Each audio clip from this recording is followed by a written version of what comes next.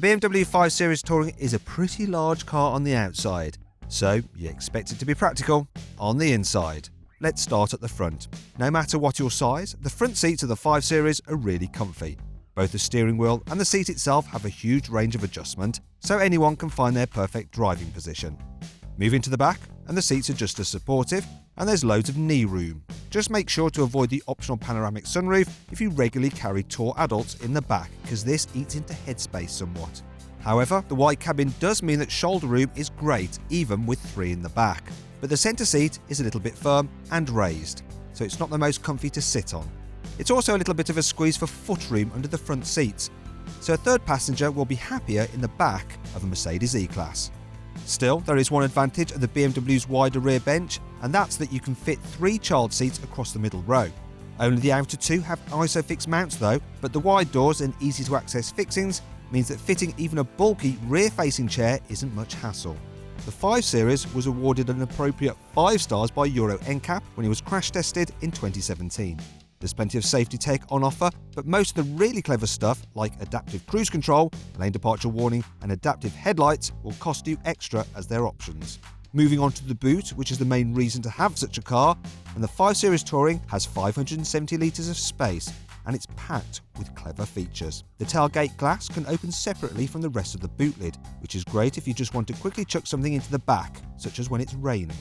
You'll find all the usual 12-volt sockets, hooks and tethers back there too, and there's space beneath the boot floor to store the parcel shelf. The opening is wide and square, and there's almost no load lip at all, so it's easy to slide stuff straight in.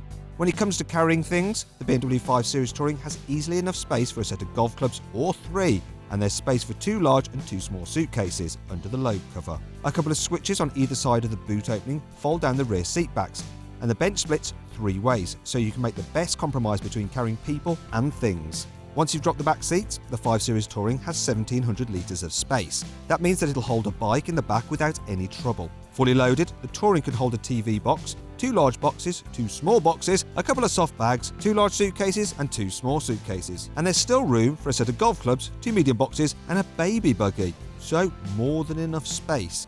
The 5 Series Touring gets self-levelling air suspension at the back as standard. This helps it to hold a 730 kilo payload, which is 130 kilos more than the old car, but still very slightly less than the Mercedes E-Class estate can handle. Once you've filled the boot, there's still a little extra room to cram some items into the interior cubby spaces. The glove box has space for a 1.5 litre bottle, there's another cubby that takes a smartphone, and a charging pad that tops up the battery of the big chunky key. And there's a couple of cup holders ahead of the gear selector. The front door bins are huge, and the ones in the back have space for a couple of bottles. Backseat passengers also get a couple of cup holders in the fold-out centre armrest. So then, the BMW 5 Series Touring is a hugely practical car, and it's more than you're ever going to need for a family's needs. Still, if you want even more space, the Mercedes E-Class estate is ever so slightly larger, but not by enough to make that much of a difference. If you enjoyed this video, please like it and share it, and click on our logo to subscribe to the channel. Also, click on the video windows to see more of our great videos.